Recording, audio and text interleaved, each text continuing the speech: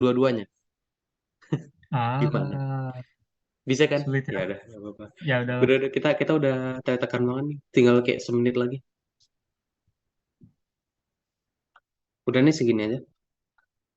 Oke, gue masih agak ragu ya. Gue takutnya salah nih. Jadi bahan ketawaan gitu. Selalu aja selalu. Siap.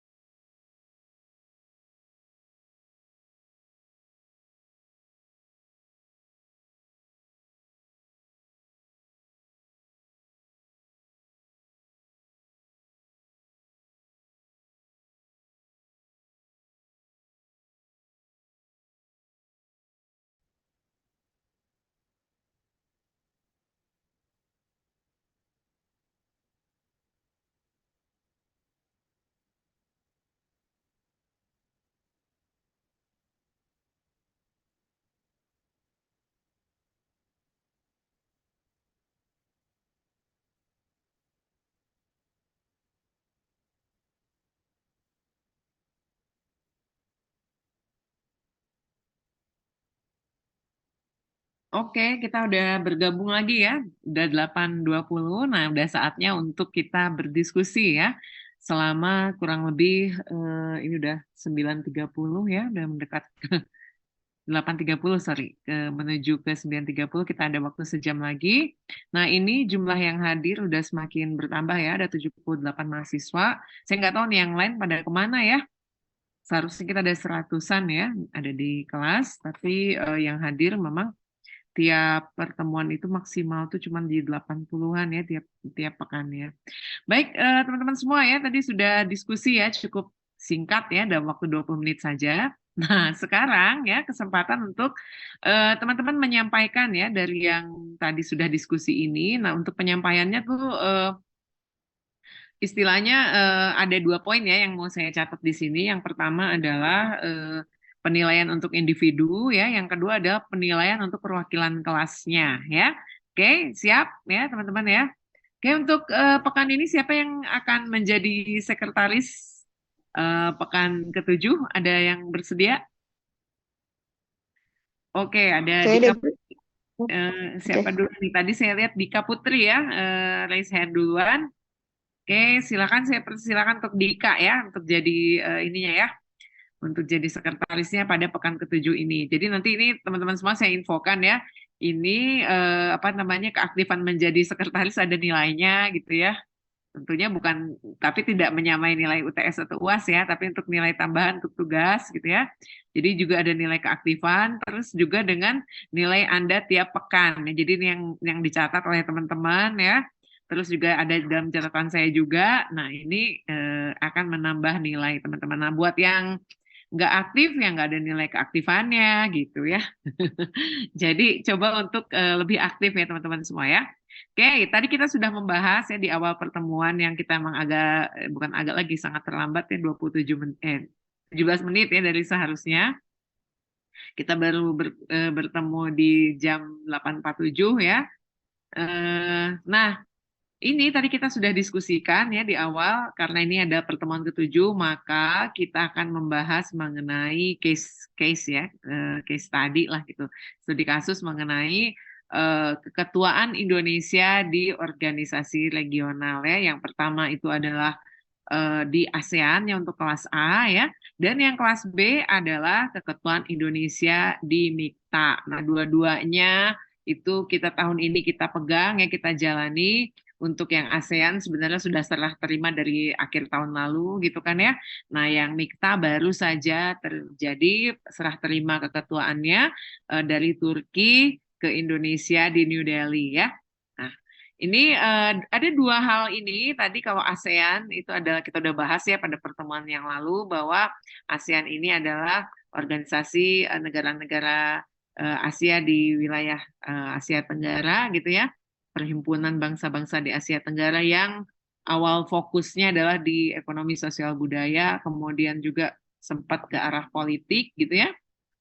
Dan sekarang itu tepat kiranya sejak tahun 2015 dengan dibentuknya komunitas ASEAN atau ASEAN Community, maka fokus kerjasamanya itu ada di 3 pilar ya. Yang pertama adalah di pilar politik dan keamanan, kemudian yang kedua adalah pilar ekonomi, dan yang ketiga adalah pilar sosial budaya. Nah, tahun ini Indonesia memegang keketuaannya, demikian pula dengan MIKTA. Nah, namun bedanya MIKTA ini adalah organisasi negara-negara dengan kekuatan menengah yang terdiri dari Meksiko, kemudian Indonesia, Korea Selatan, kemudian Turki, dan juga Australia. Nah, kalau kita telaah MIKTA ini, dia itu juga adalah sebenarnya beberapa anggota ya, beberapa negara yang menjadi anggota dari G20.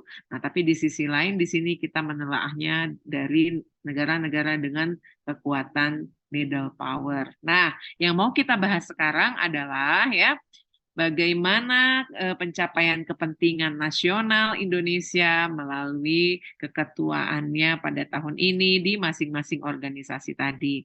Lalu apa saja ya faktor yang menentukan perumusan ya kebijakan kita yang ada di dalam keketuaan itu, kemudian juga kepentingan apa yang ingin dicapai oleh Indonesia serta kapabilitas apa yang dimiliki oleh Indonesia untuk dapat mewujudkan kepentingan nasional itu. Baik, bisa dipahami ya.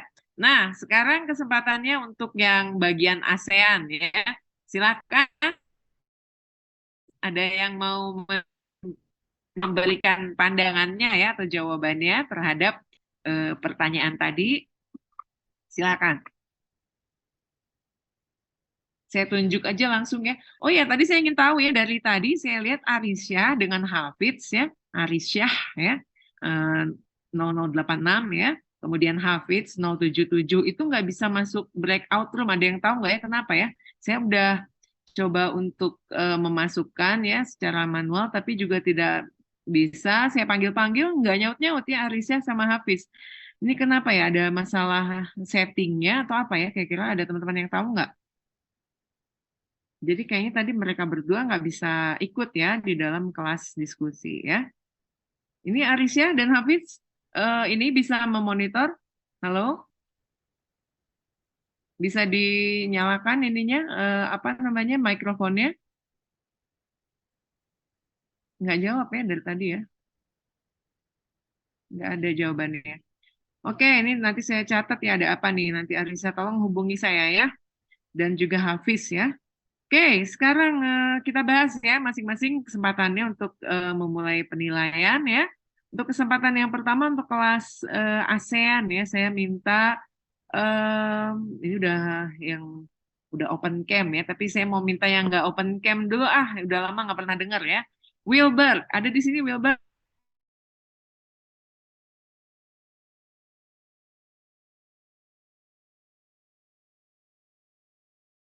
Coba dibahas ya tentang ASEAN nih. Tadi Anda kan ikut Oh iya, serta ya di dalam diskusi dengan kelompok ASEAN ya, silakan. kalau Gimana tadi nih?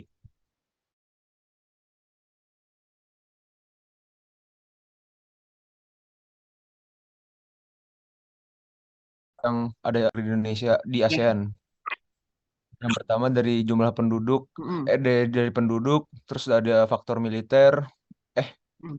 ya juga ada faktor posisi.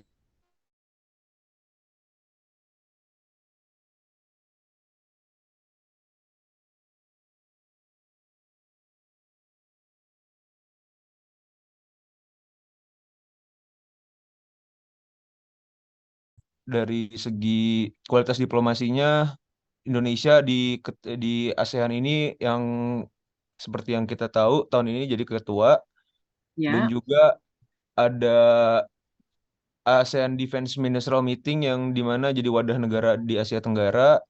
ya, Kemudian kita eh, baru ngelakuin ASEAN Defense Meeting ini di 2023 yang bertemakan Solidarity Harmonized Security di Kamboja. Oke, selanjutnya oke. ada di bidang situasi internasionalnya. Nah, di situasi internasional di 2023 ada Ya, eh, konflik yang di Myanmar, di kudeta itu di ASEAN yang sedang emang marak terjadi. mm, Maksudnya lagi sedang terjadi gitu di ASEAN. Nah, Terus untuk kepentingan Indonesia sendiri di pemimpin ASEAN 2023 menurut Bank Indonesia itu memperkuat kapasitas dan juga efektivitas kelembagaan ASEAN agar bisa menjawab tantangan di 20 tahun ke depan. Terus kalau bagaimana kepentingan Indonesia di kerjasama ASEAN, itu dari kepentingan domestiknya tentu kita dapat beberapa promosi dan juga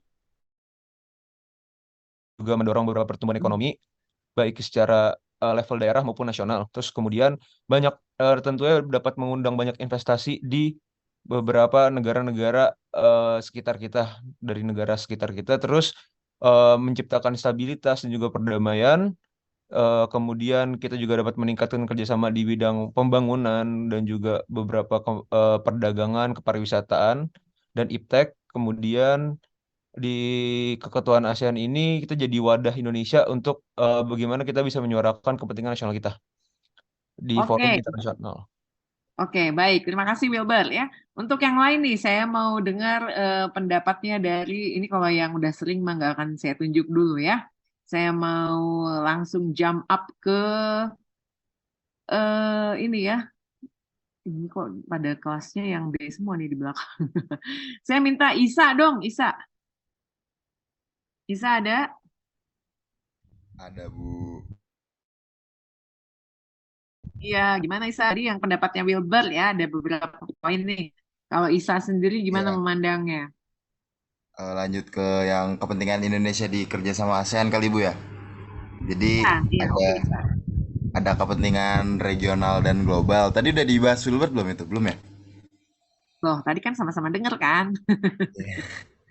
Jadi Mana kalau nih untuk Isa? kepentingan regional dan global di tahun 2023 ini pertumbuhan perekonomian global masih menunjukkan sinyal pelemahan seiring tantangan ekonomi global. Jadi bersama dengan negara anggota ASEAN perlu mengambil langkah kolektif lah dalam memperkuat kolaborasi dan kerjasama dan membuat Priorities Economic Deliverables atau PEDs.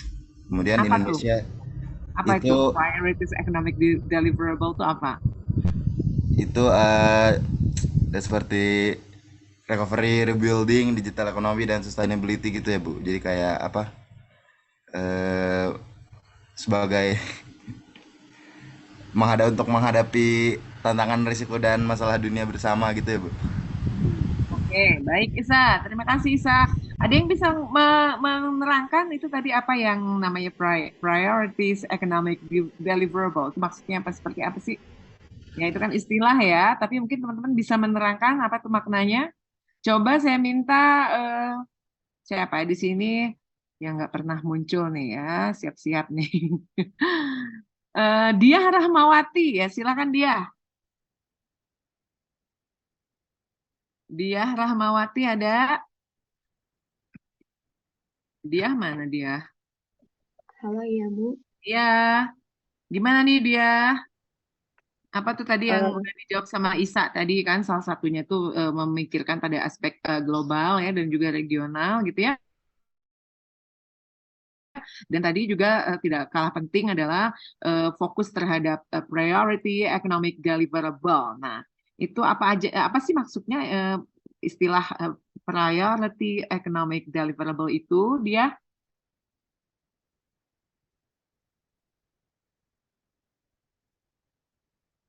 Kalau menurut saya itu kayak lebih ke isu ekonomi yang harus diperhatiin yang jadi prioritas utama gitu sih Bu. Hmm. Kayak recovery, rebuilding, kayak pembangunan, pemulihan gitu. Apalagi kita kan habis pasca COVID juga kan ya Bu ya. Terus Ya. lagi digencar-gencarin juga digital economy sama sustainability juga gitu sih Bu. Kalau yang dari Isa jelasin dan sepemahaman saya. Mhm. Nah, apa sih bentuk deliverable sendiri? Ada tahu nggak istilah itu? Nanti kan kalau kalian mau mau kerja nih ya di jadi diplomat nih ya di Kementerian Luar Negeri itu harus ada tuh istilah-istilah ya what do we mean ya what does it mean by misalnya deliverable. Nah, ini ada Ipit ya mau jawab Ipit. Silakan Ipit. Yang tadi ya Bu, yang apa namanya, 3 pilar prioritas economic Ya, developer nah tadi saya itu itu ada belum 3 Bu sebenarnya. Itu benar tuh tadi udah Ya, dicoba dijawab sama dia ya. Nah, tapi ya. secara spesifik tuh saya ingin tahu istilah deliverable itu apa sih? Nanti supaya jangan bingung-bingung nih yang lain nih ya, warga HI. Ya, apa sih artinya di sini? Maksud dari deliverable itu apa sih? Jadi kayak apa ya, yang diprioritasin dulu gitu Bu sama ASEAN buat dibangun, kayak contohnya ekonomi. Nah, jadi yang 3 tadi tuh ada yang kayak yang pertama ada recovery rebuilding, itu kayak ASEAN tuh bakal eksplorasi terus juga memastikan bahwasanya ekonomi di ASEAN tuh bertumbuh dan juga pulih Bu, karena bekas COVID kemarin juga. Nah, terus yang kedua ada digital ekonomi. Nah, digital ekonomi itu tentang literasi digital juga, tapi mengenai keuangan gitu. Jadi negara anggota ASEAN itu perlu buat tingkatin kapasitas masing-masing dalam bikin strategi edukasi finansial gitu Bu, dalam regional ASEAN gitu. Terus kalau yang sustainability tadi itu kan ASEAN itu adalah kawasan yang paling berdampak ya dari bencana alam dan juga resiko yang kemarin ini ya Bu, yang kemarin apa namanya, COVID kemarin. Jadi ASEAN tuh perlu buat ngerapetin barisan untuk mempersiapkan dan mengarahkan ke tujuan yang sama gitu dalam transisi menuju ekonomi hijau begitu Bu. Nah, ini lebih lengkap lagi ya.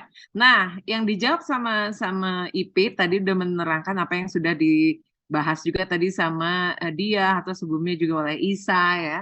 Dan tadi kalau Wilber tadi udah lebih bicara tentang faktor ya yang menentukan perumusan kebijakan kita. Nah, tapi sebelum jauh-jauh ya ke yang tadi kita membahas istilah dari priority economic deliverable ini adalah kaitannya dengan hal-hal ya yang baik dia barang maupun jasa gitu istilahnya atau layanan-layanan ataupun poin-poin penting yang dapat nantinya dikerjakan bersama-sama gitu ya atau dapat disampaikan kepada anggota ASEAN, itu kita makanya nyebut istilahnya deliverable gitu ya. Nah, poin-poin penting tadi, nah ini kemudian sudah dirumuskan dan dapat langsung dikerjakan gitu ya istilahnya ya, istilah kata-kata deliverable. Jadi udah bukan lagi sesuatu yang sifatnya di awang-awang ya, bukan lagi yang sifatnya masih abstrak, tapi dia sudah bentuknya sudah konkret, poin-poin penting tadi gitu ya.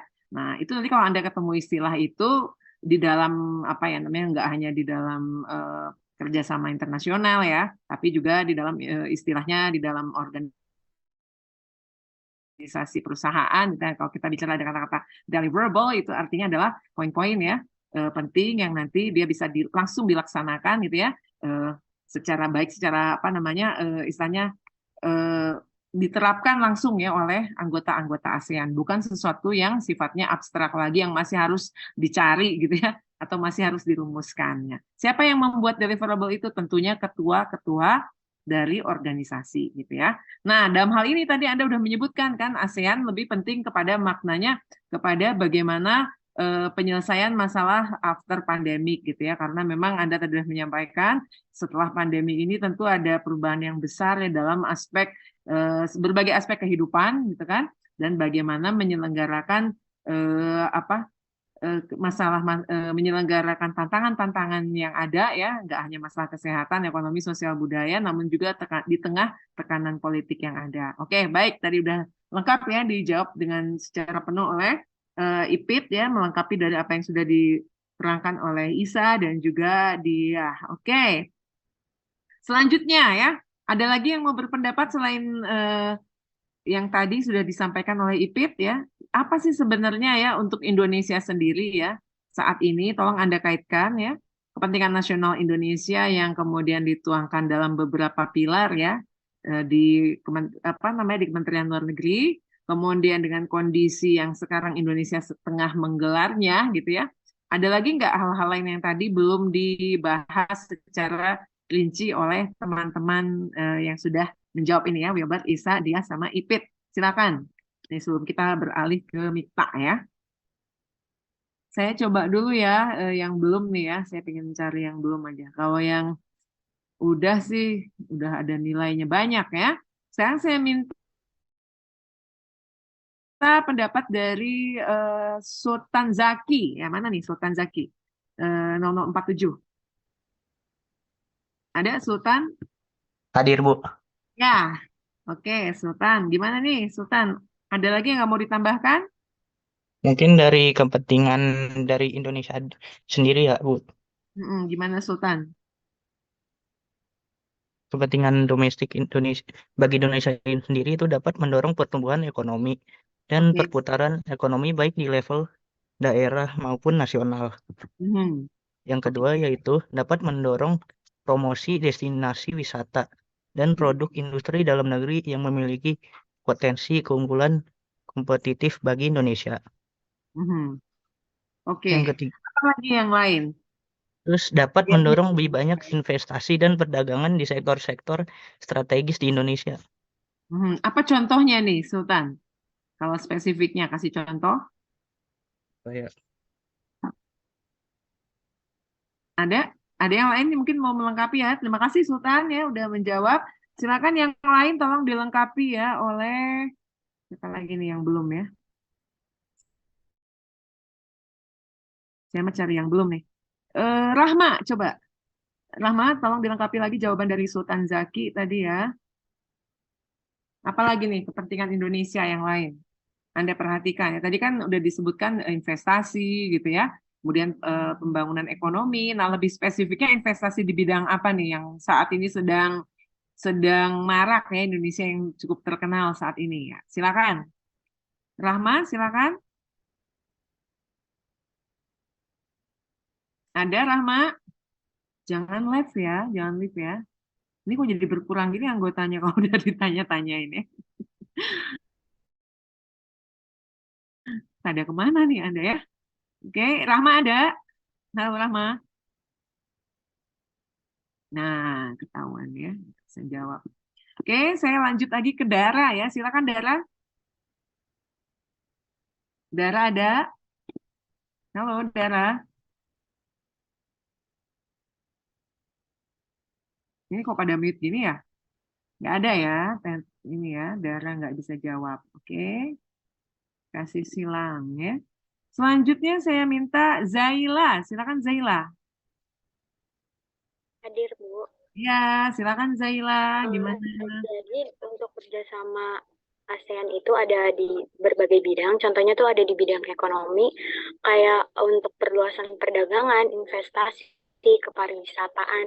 Nah, contohnya itu kayak pembukaan pusat promosi ASEAN di Jepang, itu sektor perdagangan, pariwisata, dan investasinya, yang tujuannya itu untuk melakukan peningkatan kegiatan ekspor dari negara-negara ASEAN ke Jepang. Nah, bagus Terus jawabannya. Lanjut. selanjutnya itu ada di bidang sosial budaya. Jadi anggota ASEAN tuh diminta berperan aktif dan ikut serta dalam upaya kerjasama untuk mendukung kesejahteraan negaranya sendiri gitu. Nah, contohnya itu sebentar. Contohnya itu dalam bidang pembangunan, perluasan kesempatan kerja, serta pembayaran upah yang wajar. Terus ada pengembangan SDM juga, serta ada penandatanganan kesepakatan bersama di bidang pariwisata ASEAN atau yang disebut tuh ASEAN Tourist Agreement atau ATA. Terus penyelenggaraan SEA Games juga. Terus ada kalau di bidang pendidikan itu kayak ada ASEAN Council of Teachers itu terus ada penerapan beasiswa pendidikan seperti Indonesia tuh yang memberi pendidikan kedokteran, bahasa dan seni untuk mahasiswa terpilih dari negara-negara ASEAN. Untuk bidang politik pertahanan dan keamanan itu contohnya ada Konvensi ASEAN tentang pemberantasan teroris, terus ada Traktat Bantuan Hukum Timbal Balik di bidang pidana, sama ada contohnya tuh penyelesaian sengketa Laut Cina Selatan. Oke, baik ya, cukup komprehensif jawabannya. Nah, dari poin-poin itu ya yang udah disebutkan oleh Zaila ya. Kalau menurut Zaila sendiri mana yang paling istilahnya krusial ya untuk saat ini?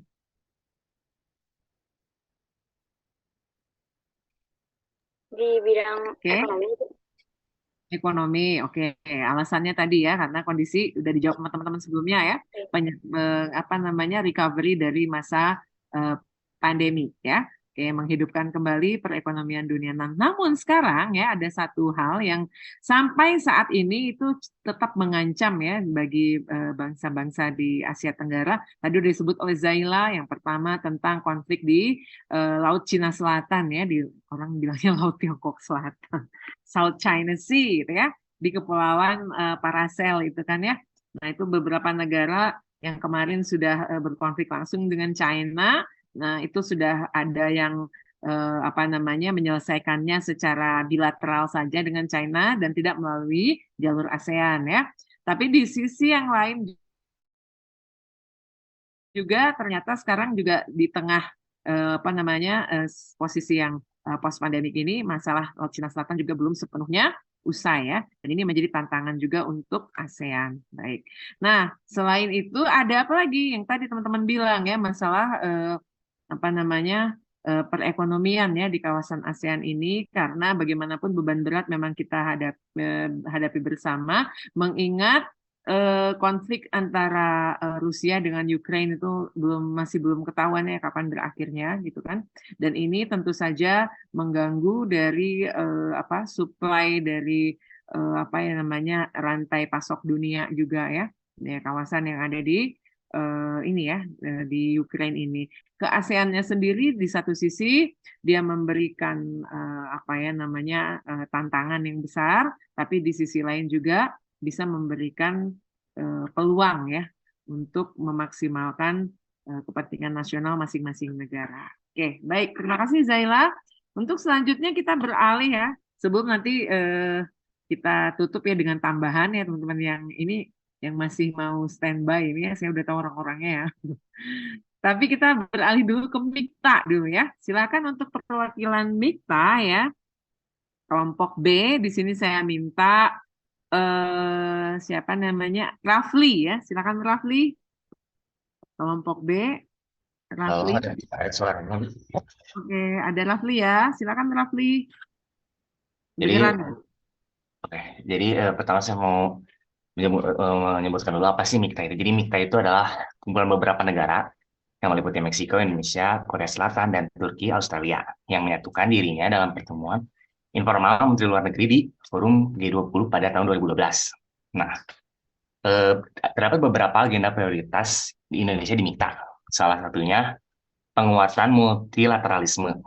Indonesia percaya bahwa multikulturalisme merupakan cara terbaik untuk memastikan semua negara berdiri sama tinggi dan mencegah kewenangan hak pihak yang berkuasa serta untuk mendorong keamanan, stabilitas, dan kemakmuran bersama. Oke, baik itu ya jawabannya ya, latar belakang dari MIKTA ya. Kapan kemudian istilahnya dideklarasikan? Itu tadi di awal di tahun 2012 ya, kata siapa tadi? Rafli ya. Nah, baru dideklarasikan dan mereka efektif berlaku sejak tahun 2013. Oke, mungkin boleh dilengkapi ya. Bisa dilengkapi oleh rekan lain. Terima kasih Rafli. Nah, saya mau beralih dulu ke yang lain ya. Tadi udah dijawab oleh Rafli. Saya sekarang mau minta pendapatnya dari Ilham ya. Silakan Ilham. Ini nggak pernah muncul ya, kan saya tunjuk ya. Soalnya kalau yang biasa ini udah kecatat semua ya. Saya sampai hafal ya orang-orangnya ya. Sekarang Ilham dulu ya. Ilham, silakan Ilham. Ya Bu, saya ingin melanjutkan dari Rafli tadi untuk mengenai sekarang tujuan dari pendirian MIKTA. Untuk tujuannya sendiri tuh MIKTA ingin menjadi kemitraan inovatif baru guna mempromosikan kepentingan publik global melalui upaya-upaya konstruktif dalam mengatasi berbagai tantangan yang dihadapi komunitas internasional. Lalu MIKTA ingin menjadi platform konsultatif lintas wilayah untuk meningkatkan saling pengertian dan memfasilitasi pertukaran pandangan antar 5 negara di antar anggotanya tersebut. Lalu selama menjadi anggota konsultatif terbuka dan informal yang anggotanya bebas bertukar pandangan di berbagai forum internasional. Mungkin itu dari tujuan pendirian MIKTA, Bu. Oke, terima kasih Ilham ya, baik sekali. Untuk selanjutnya tolong Nabila ya. Untuk Nabila sendiri saat ini Indonesia ya sudah menerima keketuaan ya dari Turki ya, yang kemarin ya, yang berlangsung di bukan kemarin ya, beberapa hari lalu ya, yang diserah terimakan di New Delhi ya. Nah, ini sebenarnya apa sih kepentingan Indonesia ya saat ini kan Indonesia jadi ketuanya ya. Lalu apa yang bisa dicapai ya dengan keketuaan Indonesia pada tahun ini? Silakan Nabila Putri. Ada Nabila? Iya Bu, Ada ada. ya? Oke, silakan Ya, Nabila. jadi ada agenda prioritas Indonesia di MIKTA. Yang pertama itu penguatan multilateralisme. Indonesia percaya bahwa multilateralisme merupakan cara terbaik untuk memastikan semua negara berdiri sama tingginya dan untuk mencegah kesewenang-wenangan pihak yang berkuasa serta untuk mendorong keamanan, stabilitas, dan kemakmuran bersama. Dan yang kedua, pemulihan yang inklusif.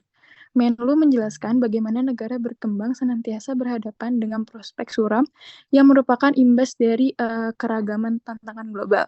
Bila hal tersebut berlanjut, kekhawatiran dunia tidak dapat betul-betul lagi dipulihkan. Dalam hal ini, MIKTA harus bisa mengkoordinasikan aksi demi mewujudkan pemulihan global yang kuat dan inklusif. Dan yang terakhir ada transformasi digital. Tahun ini MIKTA harus mengintensifikasikan upaya-upaya untuk membangun norma, berbagi best practice, dan menggalak respon kolektif. Mengingat pemanfaatan teknologi atau dengan digitalisasi, maka dapat membawa masa depan ekonomi yang ada di MIKTA ini dalam keadaan yang sejahtera. Banyak peluang besar yang tercipta dengan digitalisasi merupakan bentuk dari kalau misalnya ekonomi ini tidak bisa dipungkiri akan adanya tantangan seperti misinformasi atau disinformasi. Ya, baik. Terima kasih Nabila Putri ya. Nah, secara konkretnya ya, kira-kira nih untuk saat ini ya yang paling mungkin untuk dilakukan oleh Indonesia sebagai ketua MIKTA itu konkretnya apa? Saya minta di sini siapa ya yang belum pernah ada nih? Ini kalau yang bagian biasanya yang paling belakang yang suka nggak ada ya. Saya minta sekarang yang nggak pernah dengar namanya ya.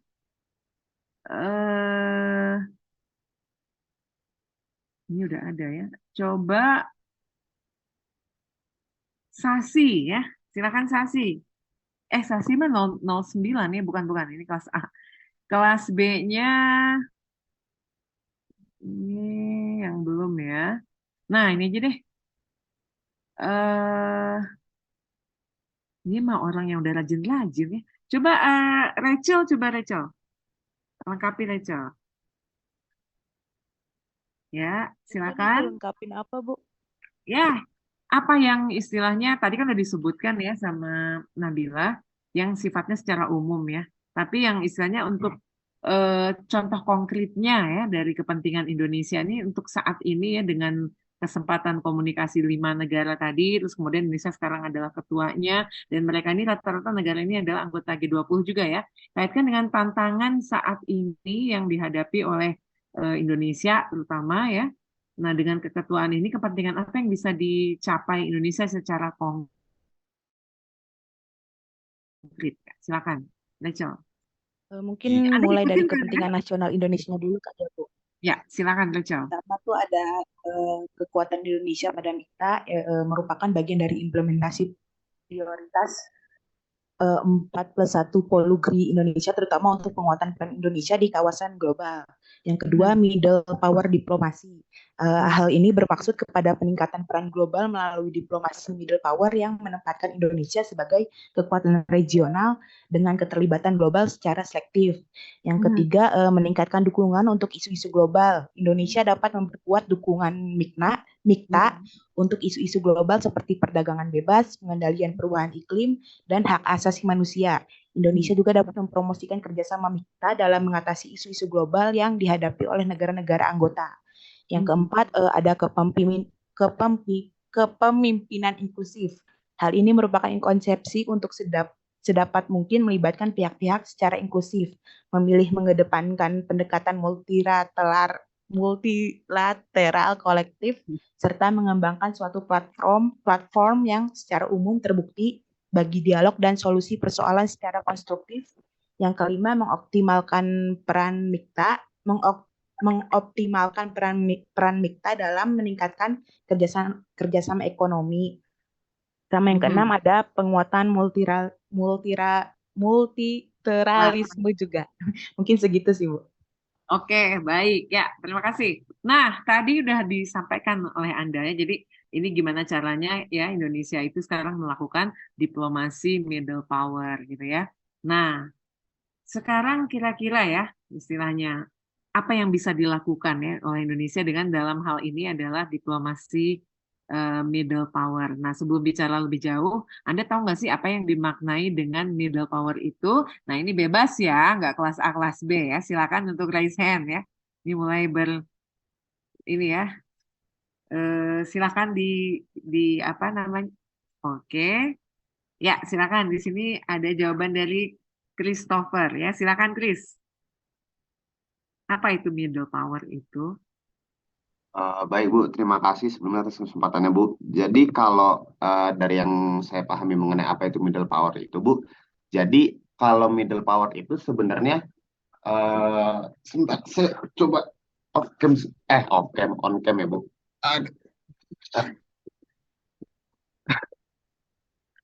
Oke. Oke, semoga kelihatan. Jadi kalau dari yang saya tahu itu middle power itu tuh dia kayak apa ya?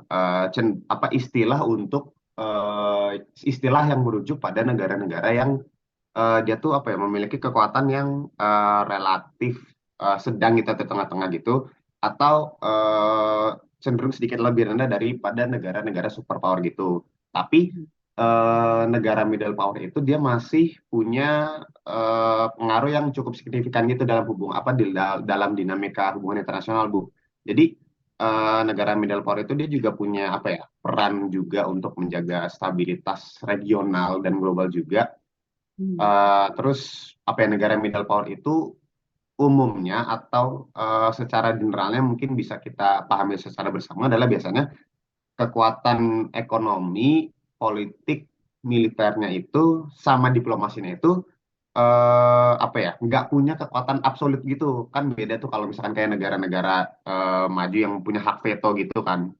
Nah, jadi kalau negara middle power itu karena dia cenderung tidak punya kekuatan absolut, tapi negara middle power itu dia biasanya sering kali itu berperan jadi kayak mediator atau fasilitator gitu dalam konflik-konflik internasional gitu. Terus biasanya cenderung ambil inisiatif untuk mempromosikan kerjasama regional dan global kayak mungkin karena ya dia sadar dia middle power jadi harus mencari celah-celah juga untuk bisa semakin berkembang gitu kan. Nah, itu tadi contoh-contoh negara middle power ya kayak ada Indonesia, terus negara-negara di mungkin Asia Tenggara juga bisa termasuk kali ya dan dan negara-negara lain di benua lain sekiranya mungkin memiliki karakteristik yang sama. Kalau dari yang saya tahu sih seperti itu, Bu. Oke, Kalau mungkin baik. ada yang nanti mau nambahin boleh. Baik, terima kasih Chris ya. Ada lagi yang mau menambah nih tadi udah ini ya ditawarkan oleh Chris kalau ada yang mau nambahin silakan ya. Oke, saya kasih kesempatan dulu untuk Salman ya, Salman. Silakan Salman. Ya Bu, suara saya terdengar. Ya, terdengar dengan jelas. Mungkin saya mau menambahkan sedikit aja dari penjelasan Chris tadi karena negara-negara middle power ini kan di tengah gitu posisinya. Jadi mereka tuh mengedepankan diplomasi gitu. Nah dari diplomasi ini pun jadi nantinya tentunya mengedepankan diplomasi dan kerjasama internasional dan juga negara-negara middle power ini adalah negara-negara yang mendukung terbentuknya organisasi internasional gitu untuk menyelesaikan konflik-konflik atau isu-isu di sistem internasional. Itu sih, Bu. Oke, terima kasih Salman ya. Untuk selanjutnya silakan Alaya ya. Oke Bu, izin menambahkan kalau yang dari aku baca-baca soft diplomasi itu aku sekalian kasih contohnya kan Indonesia sebagai salah satu negara anggota MIKTA yang menyerukan upaya multilateral. Contohnya itu kita sebagai tadi mediator, dan juga kita kayak apa namanya, suka ngasih bantuan seperti humanitarian aid kepada negara-negara yang sedang berperang seperti Afghanistan, Taliban, dan juga efforts kita memberikan humanitarian aid ke Ukraina dan Palestina. Terus membuat kayak gerakan non-blok gitu sih, Bu. Mungkin itu yang bisa aku tambahin. Kalau untuk non-blok sih nggak dibuat dadakan ya. Sebenarnya udah di tahun 50-an yang lalu ya. Sebenarnya Oh, ya, untuk non-blok oke. ya, ya. Kalau untuk yang lain ya dengan ini mengkomunikasikan ya. Jadi dia punya kekuatan. Jadi kalau di mana kita bisa tahu ya indikator apa yang dimiliki oleh power dari tiap-tiap negara. Ada kita tahu akhirnya Indonesia atau negara-negara anggota MIKTA lainnya itu masuk di dalam level middle power. Nah, ini adalah dari kepemilikan kapabilitas mereka ya. Jadi kapabilitasnya baik yang tangible maupun yang intangible yang kita kemarin udah bahas ya, dari sisi ekonominya, kemudian dari sisi pertahanannya gitu ya. Kemudian juga dari sumber daya yang dimiliki ya. Nah, ini masuk dalam umumnya negara-negara middle power ini adalah negara yang secara development-nya ya atau pembangunannya itu masuk dalam negara developing country ya, negara-negara yang berkembang. Mereka punya kapabilitas dari sisi ekonomi. Kalau ekonomi berarti di situ ada sumber daya alam, sumber daya manusianya gitu ya. Kemudian juga kemampuan pertumbuhan ekonominya juga gitu ya, masuk dalam level yang menengah ya. Nah, kalau misalnya kita lihat dari sisi politiknya, middle power juga demikian ya. Nah, dari sisi politiknya, ini negara-negara yang istilahnya kekuatannya bukan yang adidaya ya, tapi mereka ini punya pengaruh kuat juga ya di level kawasan ya. Oke, untuk ini ditambah lagi saya persilakan dulu Gevira ya, silakan Gevira.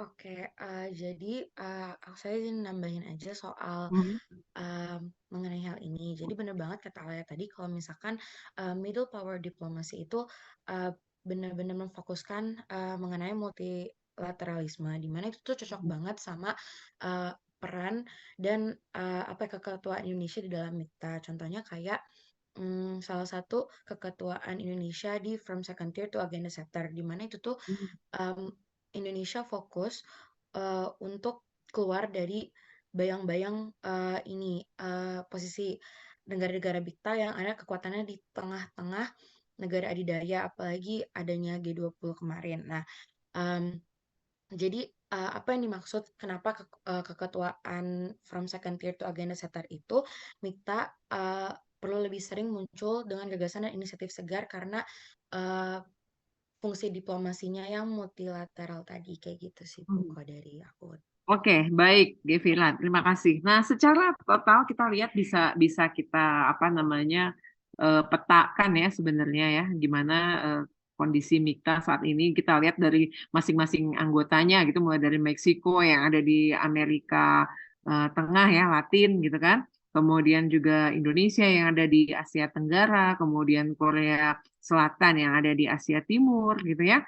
Kemudian Turki itu ada di perbatasan antara Asia Tengah ya dan juga Eropa, dan Australia yang ada di Asia Pasifik gitu kan. Nah, masing-masing ini punya kekuatannya tersendiri. Nah, kalau teman-teman sekarang kita bawa ya ke yang lebih tataran yang lebih teknisnya gitu ya. Nah, dari kelima negara anggota MIKTA ini ya, mungkin bisa disebutkan apa keunggulan masing-masingnya ya. Silakan mungkin di sini karena udah ada yang raise hand ya. Zain ya. Silakan Zain, untuk Meksiko sendiri apa sih sebenarnya keunggulan yang dimiliki oleh negara itu? Dan dia bisa menjadi potensi bagi kepentingan nasional Indonesia. Ya, silakan Zain. Baik, terima kasih Bu. Untuk Meksiko sendiri ini dinilai dari sumber daya alam yang menjadi sumber daya unggulan di Meksiko dan sekiranya dapat dimanfaatkan eksklusif untuk Meksiko sendiri ini sebentar Bu. Cadangan seperti minyak bumi yang ada di Teluk Meksiko, terus ada hasil tambang seperti contohnya perak, tembaga, emas, dan timah seng. Sumber daya alam hayati mungkin seperti kayu juga merupakan sumber daya alam yang penting juga yang ada di Meksiko. Oke, terima kasih Zen. Kira-kira seperti itu, Bu. Oke, terima kasih Zen ya. Untuk silakan dilengkapi lagi oleh Ahmad Zaki gimana tadi Meksiko ya, keunggulan sumber daya alamnya sudah disebutkan yang penting-penting semua ya, sumber apa namanya energi gitu ya. Tadi yang minyak bumi lepas pantainya gitu kan. Kemudian juga tambangnya gitu ya, emas, perak gitu ya. Nah, gimana lalu dengan kalau Indonesia mau kita bahas. Coba kita bahas lihat kemudian ke negara Korea di sini ya. Gimana kalau ya Ahmad Zaki memandangnya? Apa yang bisa dilihat potensi dari Korea di sini? Oke, baik Bu, terima kasih. Sebelumnya saya mohon maaf Bu kalau misalkan nanti tiba-tiba kelempar lagi ke minggu lalu. Nggak apa-apa Eh Zaki. ya Bu. Kalau dari yang aku lihat sendiri, kan salah satu karakteristik dari negara middle power itu dia ada niche diplomacy ya. Diplomasi niche itu berarti kan dia mengembangkan dari karakternya sendiri. Kalau dari yang saya lihat sendiri, Bu, kalau di Korea sendiri, dia lebih cenderung untuk menguatkan dari sisi soft power, dari sisi kebudayaannya, di mana kita bisa lihat juga kalau misalkan dari kebudayaan Korea sendiri, itu udah jadi worldwide banget, udah mendunia banget, di mana kekuatan dari budaya itu bisa menyebar ke seluruh aspek kehidupan manusia di seluruh dunia dan khususnya di Indonesia gitu. Jadi menurut saya itu adalah satu hal yang penting untuk untuk membahas mengenai hubungan antara Korea Selatan dengan Indonesia dalam konteks MIKTA itu sendiri. Dan mungkin untuk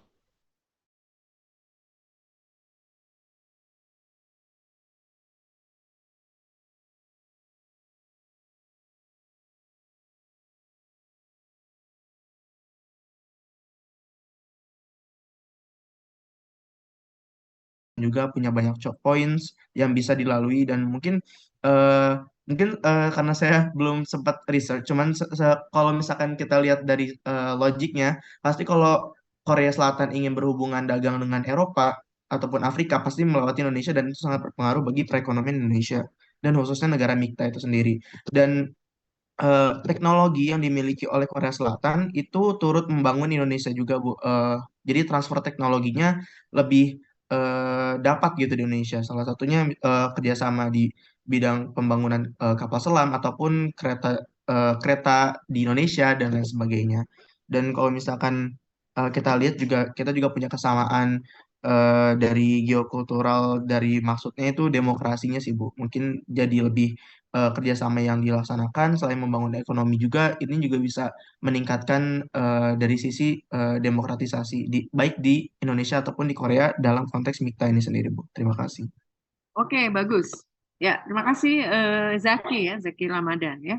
Udah cukup lengkap ya. Selain itu kita lihat juga tadi ya, ternyata ada apa namanya investasi pembangunan apa tadi kapal selam dan lain-lain. Sementara di sisi lain juga kita lihat Korea sekarang sedang aktif juga ya untuk ada penanaman modal di otomotifnya ya di Indonesia, lalu juga untuk nanti ke depannya terkait dengan apa yang namanya industri apa namanya electric vehicle juga ya. Nah, jadi adanya electric vehicle juga kerjasama dengan Korea ini membuka peluang yang besar buat Indonesia memanfaatkan sumber daya alam nikelnya ya untuk dieksploitasi ya untuk menjadi sumber baterai ya di Indonesia seperti itu. Ya, baik. Terima kasih Zaki. Untuk selanjutnya saya coba minta ke Briandana ya. Itu yang Korea tadi udah dibahas, kemudian Turki. Nah, coba Briandana ya.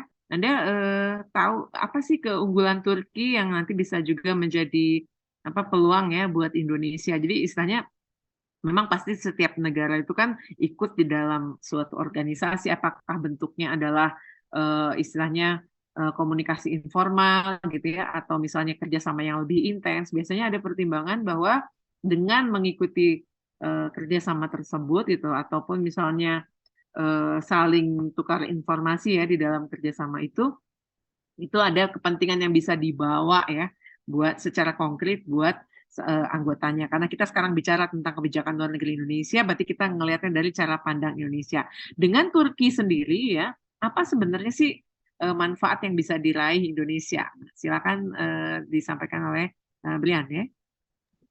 Oke, kalau dari yang saya perhatiin tuh kayak ini kan Turki kan lagi bahas middle power ya Bu.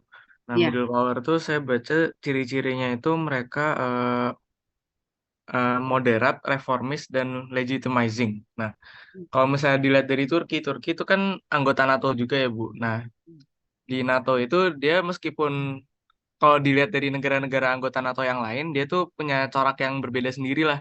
Kayak kayak Prancis sama Turki kan kayak jauh gitu. Kalau Jerman Turki jauh. Jadi kayak Turki tuh unik di NATO itu. Nah, terus juga Turki tuh juga jadi sasaran buat industri militer ya. Kayak kita tahu Turki tuh sempat ngirim apa drone-drone ke apa namanya ke Ukraina. Jadi kayak dari industri militernya mereka juga udah mulai dipandang lah. Terus kan juga kayak lihat kebijakan dari Menteri Pertahanan kayak cari source buat alutsistanya tuh nggak yang ke negara-negara kayak Amerika, Perancis, tapi coba ke industri-industri yang kita bisa dapat kira-kira lebih murah tapi kualitasnya nggak jauh-jauh itulah. Jadi kayak kalau misalnya ke negara besar kan palingan kita dapetnya bekas ya. Itu kan kayak kurang aja gitu. Nah, terus juga dari kekuatannya Turki, Turki tuh diplomasinya kuat. Mereka punya power lah, punya bargaining power yang cukup tinggi karena mereka kayak ngontrol perdagangan di apa sih Laut Hitam kan kalau mau keluar lewat Turki dulu. Nah, jadi kayak sempat mereka negosiasi jadi mediator antara Rusia sama Ukraina tentang apa perdagangan apa sih perdagangan gandum. Nah, Indonesia kan butuh gandum. Nah, jadi dengan adanya Turki yang bisa jadi mediator itu bisa apa namanya bikin jadi lebih gampang lah. Terus tadi yang saya lihat dari yang reformis, nah Turki tuh berusaha supaya dengan gertakan-gertakannya di NATO, kayak misalnya yang apa masukin Finlandia buat jadi anggota NATO, kan kayak agak dilama-lamain gitu. Jadi mereka pengen punya power gitulah, kayak saya punya power loh gitu. Jadi kayak kita bisa manfaatin bantuan Turki buat kayak negosiasi ke negara-negara besar yang ada di Uni Eropa atau NATO, kayak ayo bantuin lah gitu. Terus Ibu. Ya, oke, baik sekali ya, cukup komprehensif jawabannya ya.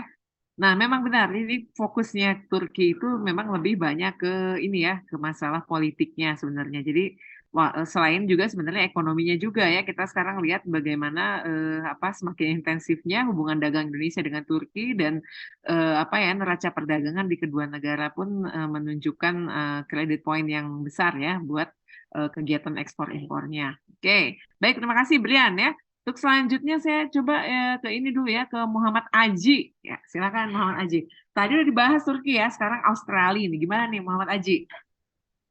Kalau dari yang saya baca-baca ya Bu, jadi Australia itu punya yang pertama letak geografis yang strategis Bu. Jadi Australia itu punya letak geografis di Asia Pasifik sehingga dapat memiliki akses yang baik ke pasar-pasar di kawasan tersebut. Selain itu juga kehadiran Australia di MIKTA juga memberikan peluang untuk memperkuat hubungan Australia dengan negara-negara di kawasan gitu. Kemudian yang kedua, Australia juga mempunyai kekuatan di sektor sumber daya alam. Australia memiliki sumber daya alam yang melimpah, Bu, seperti yang pertama ada batu bara, kemudian biji besi, dan juga gas alam cair. Nah, kemudian kekuatan di sumber daya alam ini memungkinkan Australia untuk jadi pemasok utama sumber daya alam di negara-negara di kawasan MIKTA gitu, Bu. Kemudian yang ketiga, Australia sekarang juga lagi memiliki industri pariwisata yang berkembang pesat seperti Great Barrier Reef, kemudian ada Sydney, kemudian ada Melbourne juga gitu, Bu.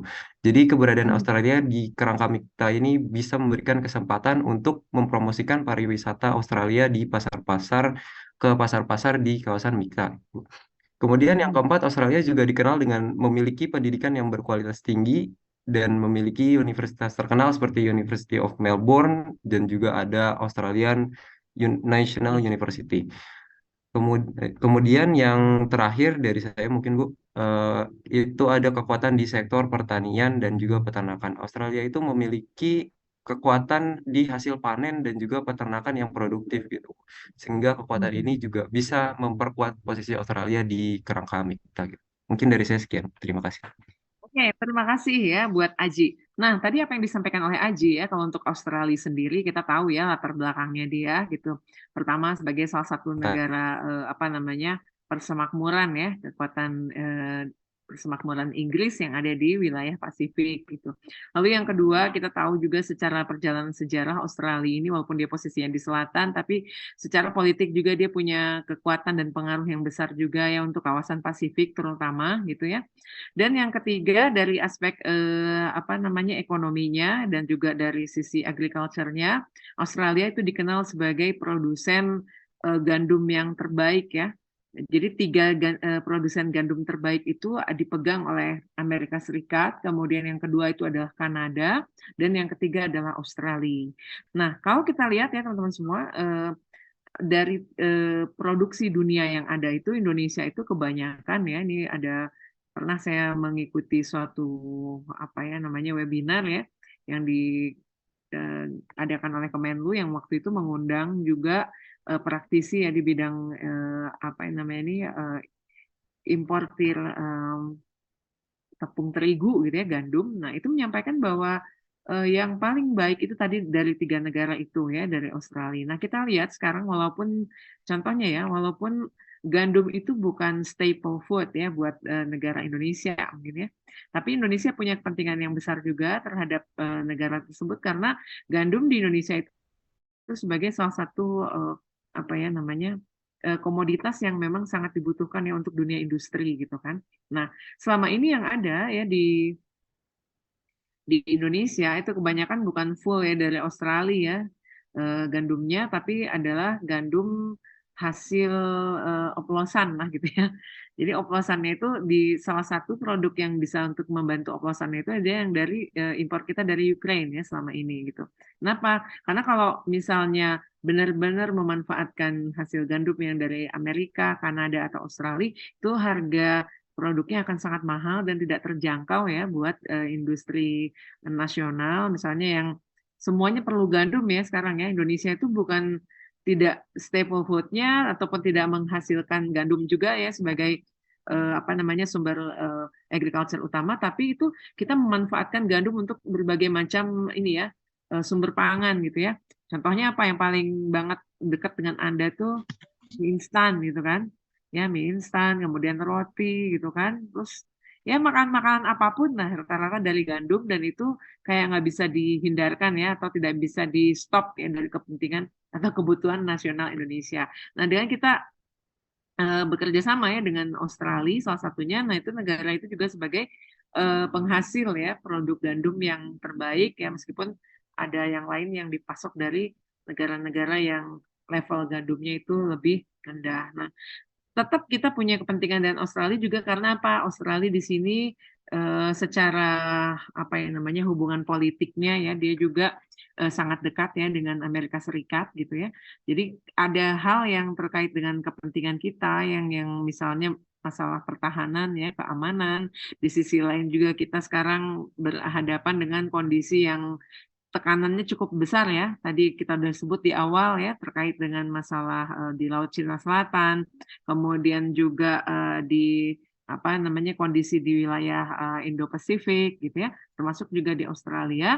Nah, dengan kita Indonesia berada di dalam jalur kerjasama dengan 4 negara lainnya di MIKTA ini bisa menjadi sarana ya yang tepat ya untuk dapat istilahnya menjadi forum mencapai kepentingan nasional Indonesia di tengah tekanan global saat ini. Nah, tekanan global saat ini yang terasa sebenarnya adalah terkait dengan tekanan yang besar terhadap plurilateralisme tadi yang udah teman-teman sebut ya di awal tadi ya.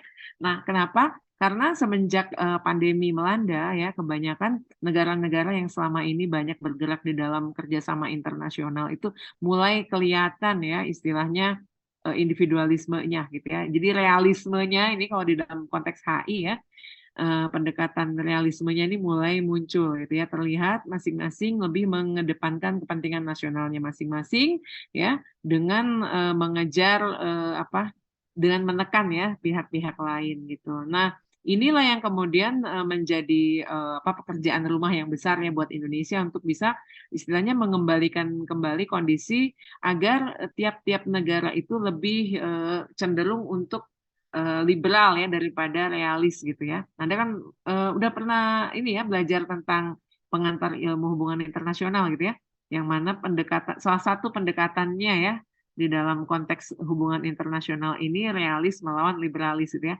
Kalau realis itu lebih fokus kepada yang sifatnya adalah 3S ya, statism, survival, dan self-help gitu ya. Dan masing-masing negara itu sebenarnya tidak mengenal kerjasama ya, konteksnya negara itu ingin istilahnya menjadi pemenang ya terhadap negara lain kan gitu. Tapi di sisi yang lain Indonesia dengan kekuatan tadi ya middle power udah bisa istilahnya mengukur diri ya kepentingan dari kapabilitas yang ia miliki, maka Indonesia lebih cenderung untuk mengedepankan penyelesaian masalah ya ataupun pencapaian kepentingan nasionalnya melalui jalur kerjasama internasional gitu kan. Dan dalam konteks ini memang fokusnya lebih kepada kerjasama daripada permusuhan ya atau kompetitif gitu. Nah, tapi ya itu tadi ya, untuk tadi udah dibahas secara komprehensif oleh teman-teman semua ya, mulai dari tadi Chris ya membuka masalah tentang MIKTA ini, kemudian nanti dilanjut oleh Salman, Alaya, Gevira ya. Kemudian juga ada Zain, Zaki dan Brian ya ditutup oleh Aji. Nah, kita bisa menyimpulkan ya bahwa saat ini ya sebenarnya Indonesia bisa istilahnya memanfaatkan ya istilahnya momentum ya keketuaannya ini itu dengan istilahnya secara integratif ya antara saat ini sebagai ketua di ASEAN ya dan juga bisa sekaligus ya mensukseskan kepentingannya yang lebih luas lagi ya ini cakupannya yaitu melalui MIKTA ini tadi. Nah, saya ingin ya untuk minggu depan ini untuk istilahnya melengkapi penilaian terhadap Anda semua ya. Jadi nanti mohon yang tadi udah dikerjakan ini ya dituangkan di dalam tulisan ya. Itu modelnya lebih kayaknya kalau satu kelas nggak nyaman ya. Satu kelas ngerjain tugas semua. Kita bagi aja dalam grup yang agak lumayan kecil tapi nggak kecil-kecil amat gitu ya. Jadi satu grup tuh beranggotakan 10 orang lah ya. Jadi nanti Anda bisa bahas ya, dituangkan di dalam tulisan Anda, di dalam makalah aja yang paling gampang ya, makalah. Atau ada yang mau bikin artikel ya, saya sih mendorong Anda bikin artikel aja ya, bikin artikel, nanti jangan ragu-ragu Anda submit ya di Pajir ya, di Pajajaran Journal of International Relations. Nah, kita ya alhamdulillah nih Pajir ini berdasarkan keputusan ya kemarin dari Sinta ya dari lembaga akreditasi itu kita udah dapat ini ya Sinta 4 sekarang. Nah, jadi Anda bisa coba-coba ya untuk membuat artikel dan juga submit ke sana ya siapa tahu diterima ya oleh editor nanti ya. Nah, ini juga bisa dimanfaatkan oleh Anda sekelompok. Bu, anggotanya banyak banget Bu, ya nggak masalah ya. Anda semua adalah hasil kerja Anda ya. Nah, ini nanti bisa ada hasil kerja kelompok nanti ya. Untuk tugas ini bisa Anda submit di jurnal kita di Pajir. Nah, ini bisa lebih bermanfaat ya daripada hanya sekedar dijadikan tugas kelompok kelas gitu ya. Nah, tolong Anda fokus ya di sini. Apa yang jadi fokus pertama? Yakni terkait dengan keketuaan Indonesia di ASEAN. Anda boleh ngebahas apapun sebenarnya, mau dari telaah perannya gitu ya, atau dari pengaruh ya, pengaruh keketuaan atau pengaruh Anda mau lihat sistem internasional yang terjadi di luar ya terhadap kemampuan atau peranan Indonesia misalnya dalam keketuaan di ASEAN kah atau di MIKTA ya. Ini kayaknya jauh lebih Menarik ya, nanti kakak angkatannya, wah udah dibahas duluan sama adik-adik kelas yang mau dijadiin skripsi nggak jadi. Ya, udah dibahas duluan gitu kan, ya nggak ada masalah ya. Anda boleh fokus tentang itu ya, atau Anda lihat kepada ini ya, apa namanya, kepentingan Indonesianya ditelaah dari tantangan yang saat ini ada. Jadi nggak semuanya yang Anda bahas ya, hanya segmented aja. Misalnya tantangannya terkait apa? Misalnya tadi ada yang bicara tentang apa namanya, diplomasi middle power. Ya Anda mau fokus itu boleh ya kelompoknya tadi. Nanti saya akan bagi ya. Nanti bagusnya gimana nih? Saya akan apa komunikasi dengan Ine ya sebagai perwakilan kelas ya. Ini KM-nya Polugri lah gitu ya, ke Polugri, membagi teman-teman ya berdasarkan kelompoknya. Nanti tolong istilahnya di submit ke saya ya, bentuknya ini aja ya, apa namanya, G Drive aja ya. Jadi nanti saya bisa setting ya di dalam live Unpad-nya anggota kelompok-kelompoknya mana aja, jadi bisa lebih mudah ya untuk dalam hal submit nanti. Itu yang tugasnya ya, lumayan sih untuk Anda latihan ya awal-awal ini. Saya sih mendorong Anda bikin artikel ya kelompok ini, anggotanya 10 nggak ada masalah ya, penulisnya 10. Ini hasil kerja kelompok Anda yang bisa nanti di apa ya namanya, dicoba disubmit ya ke jurnal Pajir itu ya.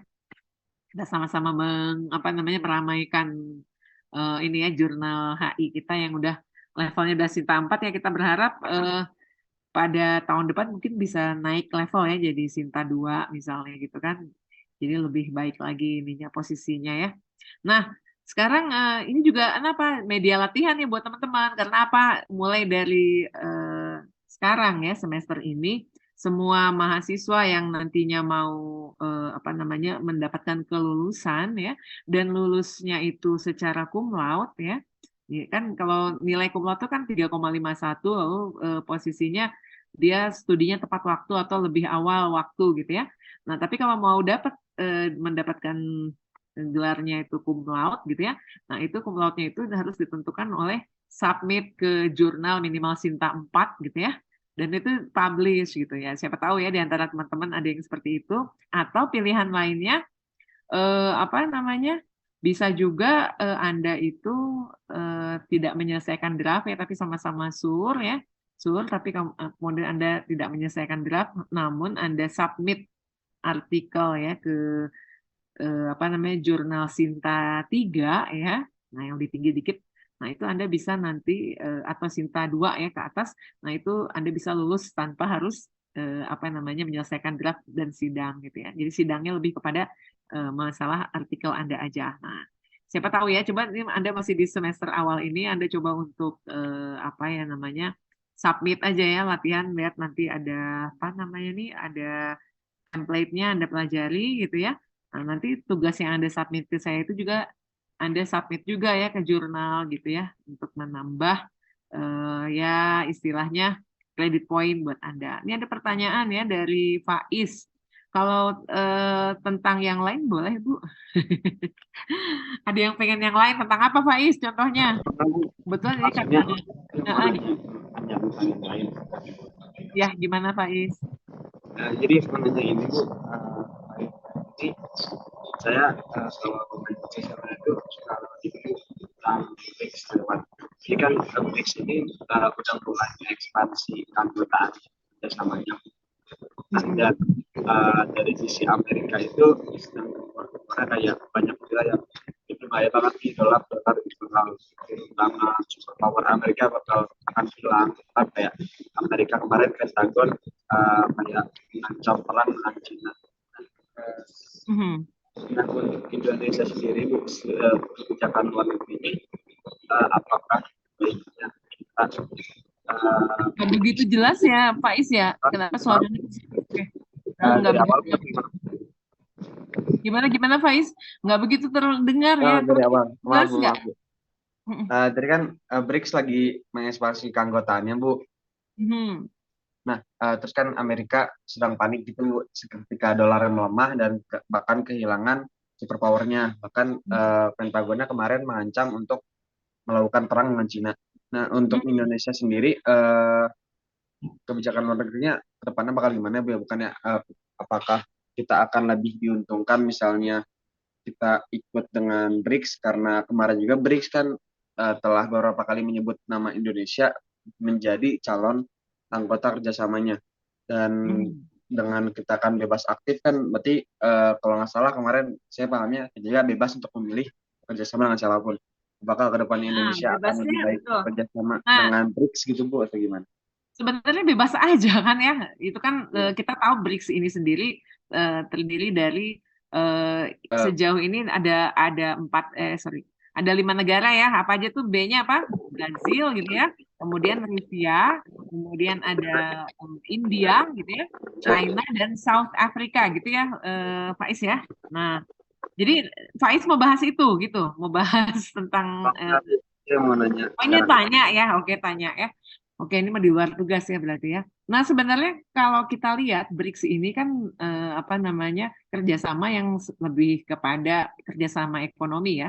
Jadi di antara negara-negara yang istilahnya sama, kalau tadi kalau middle power-nya itu, ini juga middle power sebenarnya ya.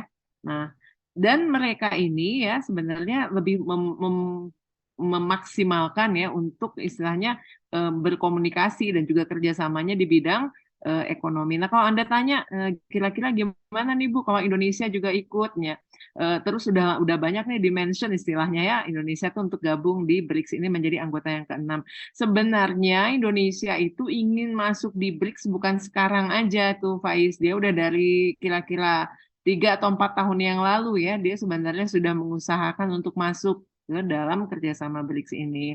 Nah, namun pada saat 4 tahun lalu itu istilahnya dalam apa namanya perhitungannya Indonesia bukan dari Indonesianya ya, tapi dari anggota BRICS saat itu istilahnya Indonesia belum masuk kategori ya pada saat itu. Tapi saat ini misalnya melihat Indonesia menjadi sesuatu kekuatan yang menjanjikan. Kenapa? Sekali lagi kalau kita bahas dari sisi Indonesianya, Indonesia itu sangat potensial dari jumlah penduduk ya. Artinya di sini adalah potensi yang dijanjikan dari jumlah pasar nih sebenarnya ya, potensinya bisnis ya.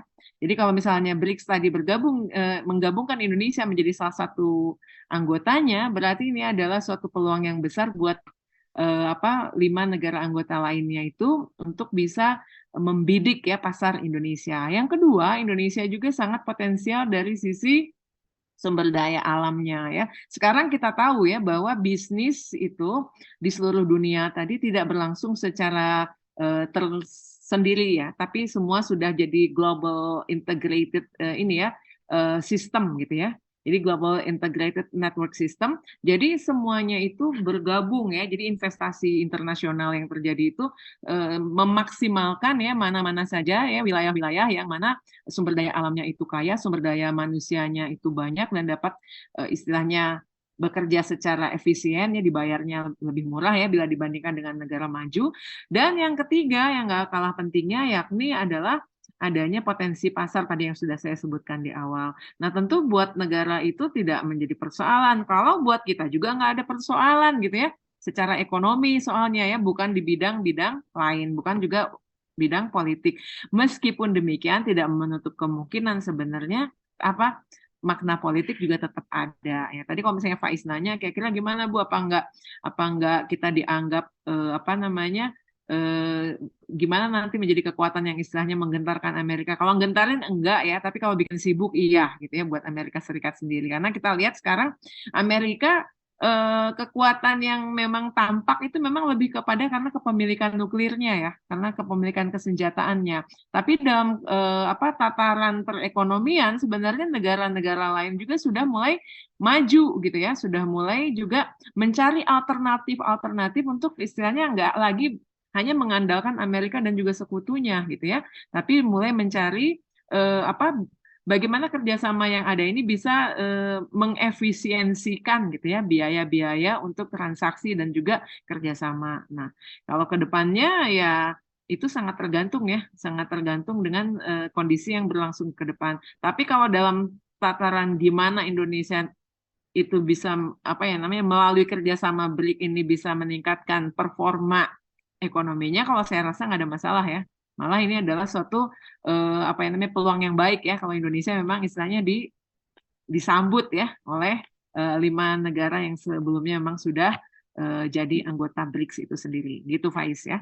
Oke, Oke. Bu. Nah, sebenarnya pembahasan lebih lanjutnya bisa dilihat ya dari sisi ini gimana kita misalnya bisa menilai ya misalnya di dalam kerjasama tadi apa namanya peran penting atau makna penting suatu negara di dalam kerjasama internasional ini bisa kita telaah ya teman-teman semua nanti melihatnya dari kerangka sistemik dulu. Nah, kita lihat sekarang bagaimana sebenarnya apa yang namanya kondisi yang terjadi di level sistemik secara internasional. Nah, kalau kita bicara kebijakan luar negeri, kita bicaranya levelnya adalah internasional ya, bukan global. Tahu kan bedanya? Kalau internasional berarti konteks aktor utamanya adalah negara. Kita tidak terlalu memfokuskan pada aktor selain negara ya. Jadi kita fokusnya kepada negara saja jadi fokus kita. Nah, kita lihat misalnya dalam sistem internasional bagaimana saat ini ya kondisi hubungan yang ada gitu ya.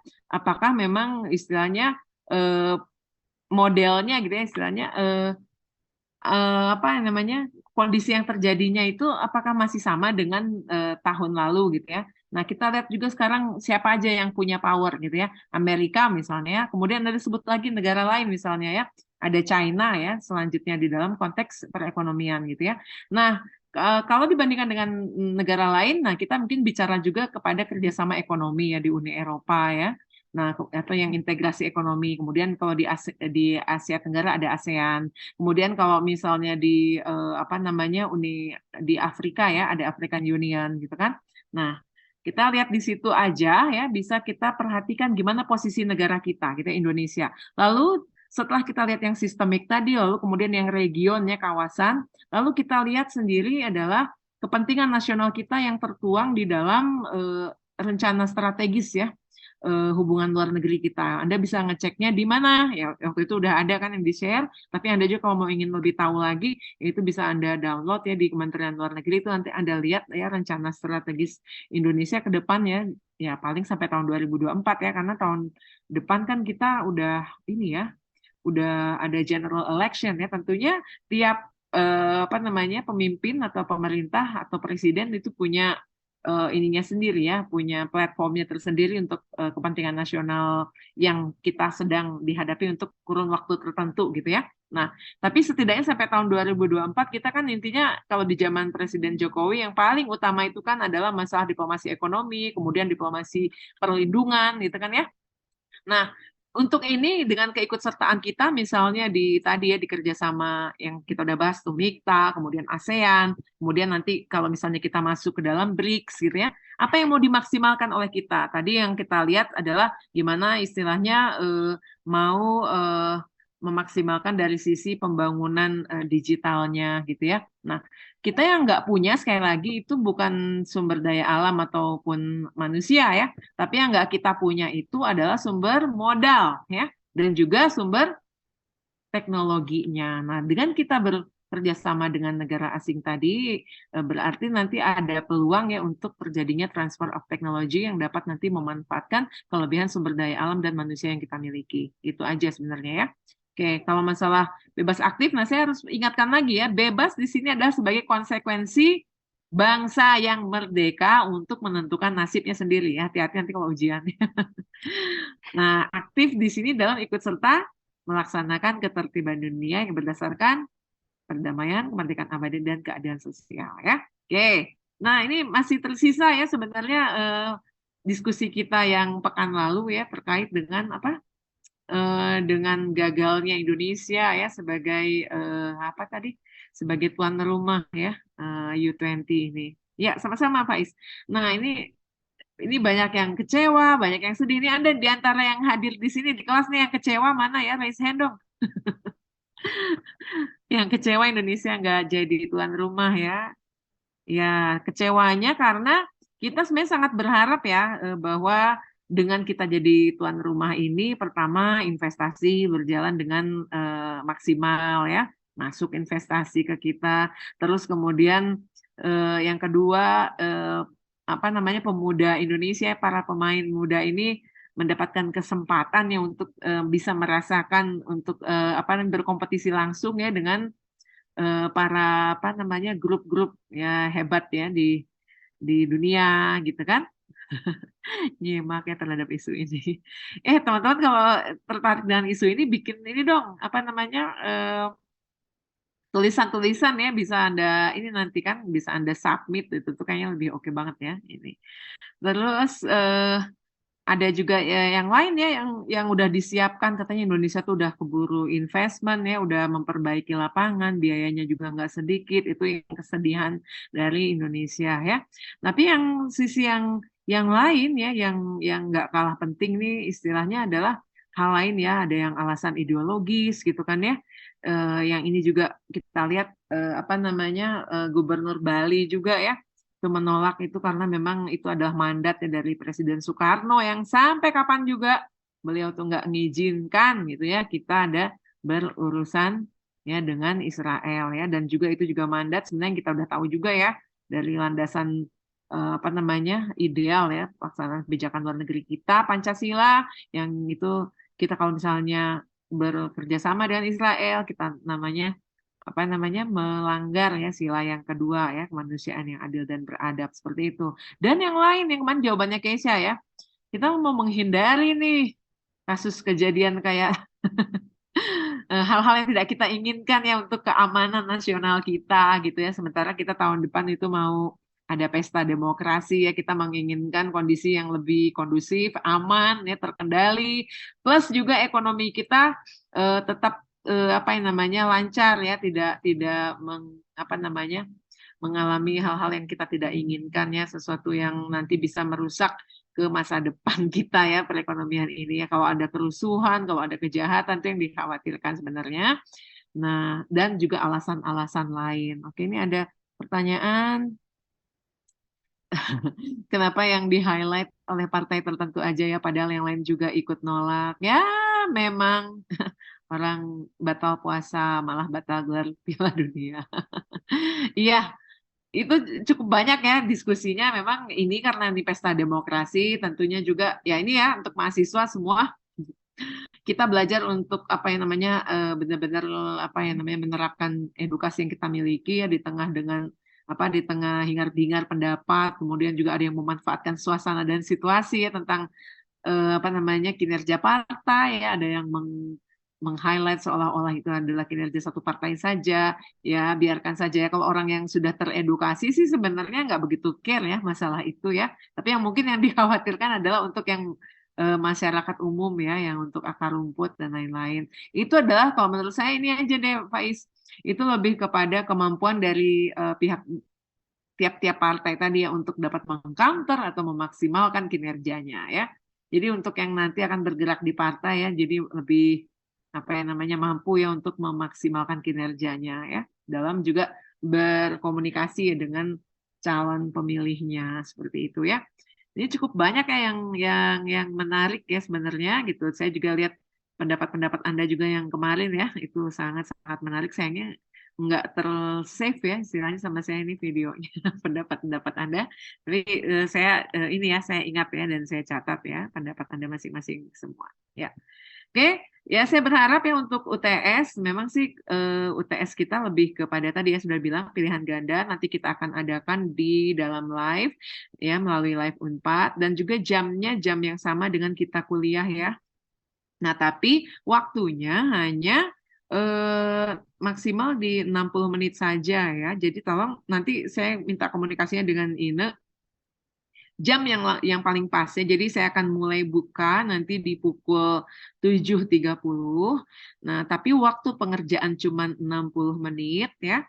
Tapi nanti saya tutupnya itu di 15 menit setelah setelah 8.30 ya, jadi nanti di 8.45 ya berakhirnya. Jadi dikasih waktu 15 menit lah untuk waktu Anda misalnya ada yang terlambat mengikuti. Tapi tolong semuanya hadir ya pada saat itu. Saya tidak akan mengadakan ujian susulan ya karena konteksnya ini ujiannya secara online ya, dan kalau apa namanya dalam asumsi saya Anda sudah tahu waktunya dan juga udah tahu jadwalnya.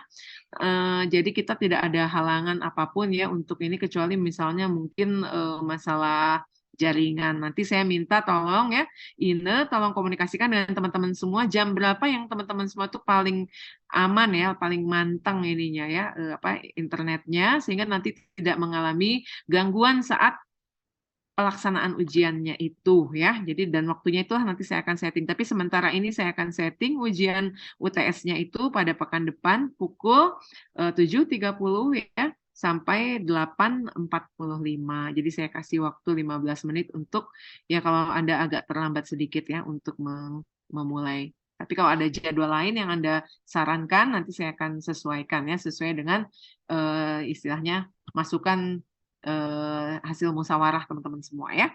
Oke, mungkin itu saja dari saya ya. Nggak kerasa ternyata udah 7 kali pertemuan ya.